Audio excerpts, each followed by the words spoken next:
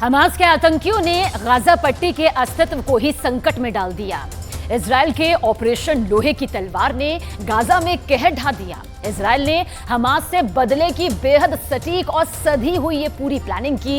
Israel के war room में इस वक्त भी देश के 5 बड़े चेहरे फैसला ले रहे हैं, जो अपने आप में बेहद खास होंगे। इजरायल के इन 5 पांडवों के कंधे पर ही पूरे इजरायल की जिम्मेदारी है इस वक्त।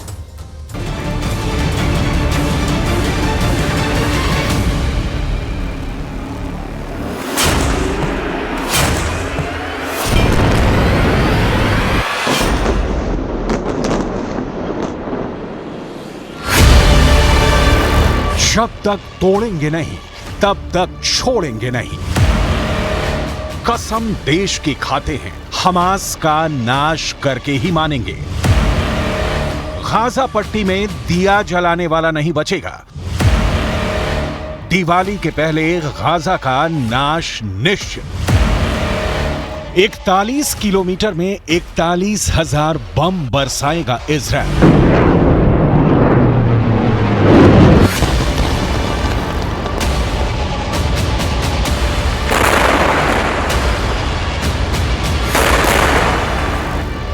आतंकी हमास की तरह तेजी में नहीं, आतंकियों की तरह कत्लेआम मचाकर नहीं, बहुत इत्मीनान से, बहुत सोच विचार कर, पूरी प्लानिंग के साथ इजरायल गाजा पट्टी में छिपे आतंकियों का सर्वनाश कर रहा है।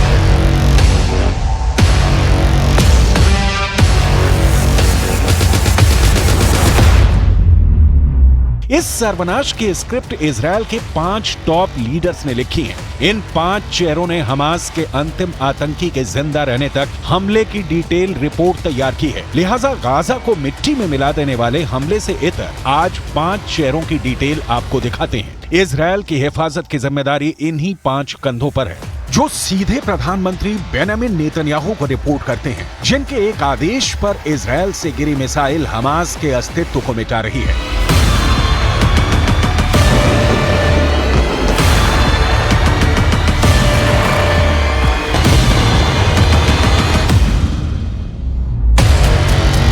पहला नाम है इजरायल के रक्षा मंत्री योव गैलेंट का। दूसरा नाम है इजरायल के डिफेंस फोर्सेस के chief of staff lieutenant general Herzi Halevi का। तीसरा नाम है इजरायल के खुफिया एजेंसी के डायरेक्टर डेविड बार्निया का। चौथा नाम है इजरायल के एयरफोर्स के चीफ तोमर बार का। और 5वां नाम है विपक्षी दल के नेता बेनी गैंट्स का, जिन्होंने वर्तमान सरकार के साथ सारे मतभेद भुलाकर युद्ध कैबिनेट का गठन किया है।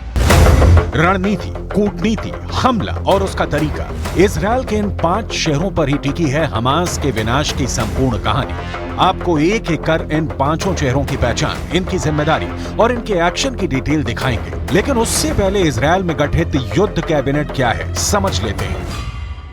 मुसीबत में इजरायल के लोग और इजरायल की सियासत बिल्कुल एकजुट है। युद्ध कैबिनेट इसकी मिसाल है। दरअसल विपक्षी नेता ने नेतन्याहू सरकार से सारे अपने मतभेद भुला दिए हैं, ताकि हमास के खिलाफ युद्ध में सियासत कोई खलल पैदा न करे।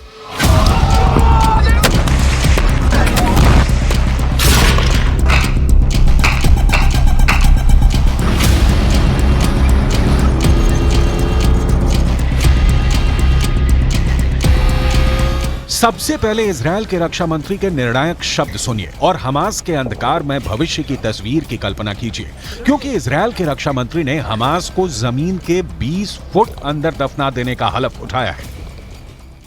אנחנו נשנה את פני המציאות ברצועת עזה 50 שנה קדימה. מה שהיה הוא לא מה שיהיה. אנחנו נפעל במלוא העוצמה. אני מבקש מאזרחי ישראל להתאזר בסבלנות, לגבות את צה"ל ואת כוחות הביטחון. यो गैलेंट पिछले साल यानी 2022 से इजरायल के रक्षा मंत्री हैं। इससे पहले यो गैलेंट आर्मी में इजरायल के दक्षिणी कमांड के हेड थे। आर्मी बैकग्राउंड होने के कारण यो गैलेंट का काम और आसान हो जाता है। हमास के आतंकियों की टेक्निक और उनके हमले की क्षमता से इजरायल के रक्षा मंत्री परिचित हैं। इसलिए इनकी रणनीति जमीन पर कारगर दिख रही है। इजरायल के रक्षा मंत्री के साथ कंधे से कंधा मिलाकर काम करने वाले हैं इजरायल का इस वक्त दूसरा सबसे अहम चेहरा, आर्मी चीफ का। Herzi Halevi Israel defence force यानी IDF के चीफ हैं। हालेवी इसी साल जनवरी में आर्मी चीफ बने हैं। इससे पहले हालेवी भी रक्षा मंत्री की तरह इजराइल के दक्षिणी कमांड के इंटेलिजेंस चीफ थे।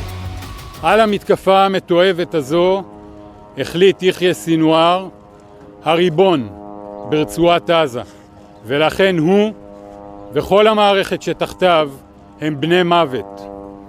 אנחנו נתקוף אותם, אנחנו נפרק אותם, נפרק את המערכת שלהם. यो गैलेंट हर्जी हालेवी के साथ हमास के खात्मे की स्क्रिप्ट जिसने तैयार की है उसका नाम है डेविड बार्निया।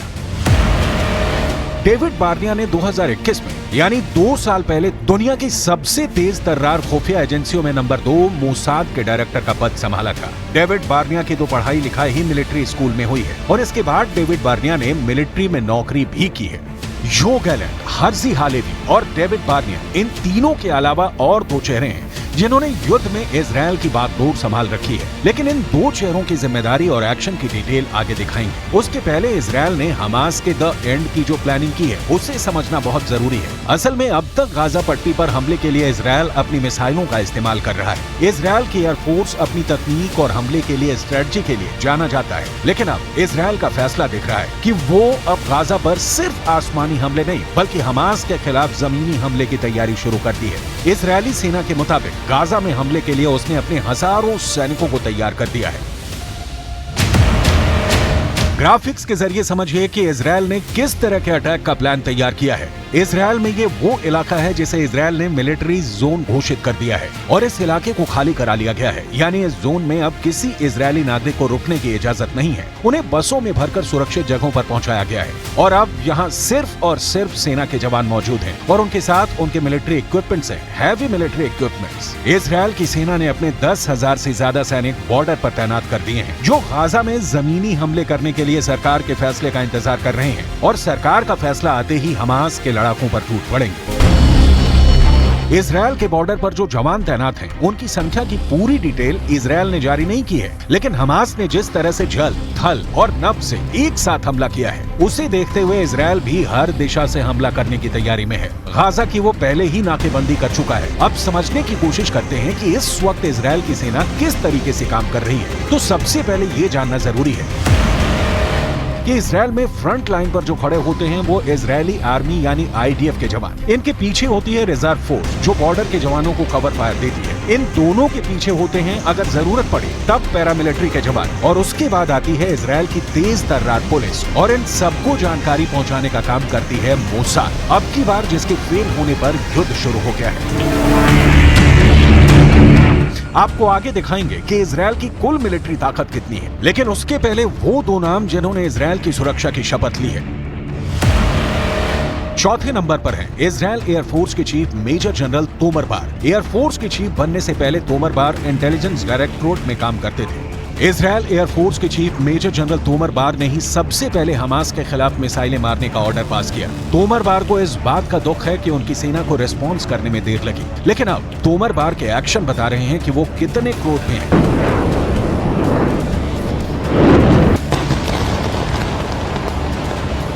इजराइल की आर्मी, खुफिया एजेंसी, वायुसेना सब ऑपरेशन स्वार्ड्स ऑफ आयरन में अर्जुन को सिर्फ मछली की आंख दिख रही थी और इजराइल को इस वक्त हमास का संपूर्ण विनाश दिख रहा है। इस काम में देश के बॉर्डर पर नहीं, सियासत के कटघरे में प्रधानमंत्री बेंजामिन नेतन्याहू को खड़ा करने वाले विपक्षी नेता बेनी गांज ने वक्त पर मिसाल वाली एकजुटता दिखाई है। बेनी गांज पहले इजराइल के रक्षा मंत्री रह चुके हैं। बेनी गांज इजराइल के डिफेंस फोर्स के चीफ ऑफ स्टाफ भी रह चुके हैं।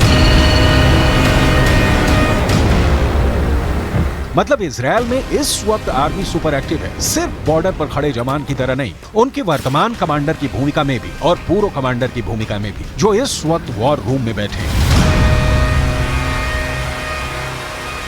इजराइल का डिफेंस फोर्स हमास के हमले को रोकने में नाकामयाब रहा।